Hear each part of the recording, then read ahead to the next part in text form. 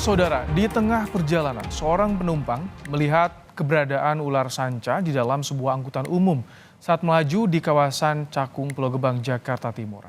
Pengemudi angkot pun menepi dan meminta pertolongan petugas pemadam kebakaran yang tengah mengisi air di lokasi.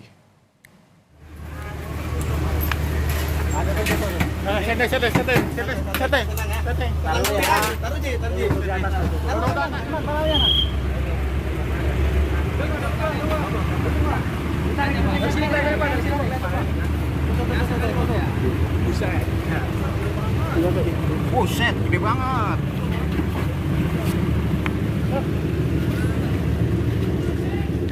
Ular sanca sepanjang 2,5 meter ini akhirnya berhasil ditangkap setelah bagian dinding kursi penumpang angkot dibongkar petugas pemadam kebakaran.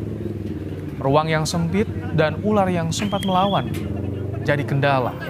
Setelah 3 petugas pemadam kebakaran berjibaku selama 30 menit, ular sanca ini akhirnya berhasil dievakuasi.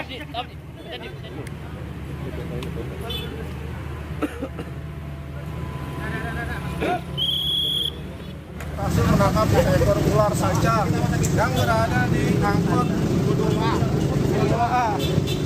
Jadi, ada ular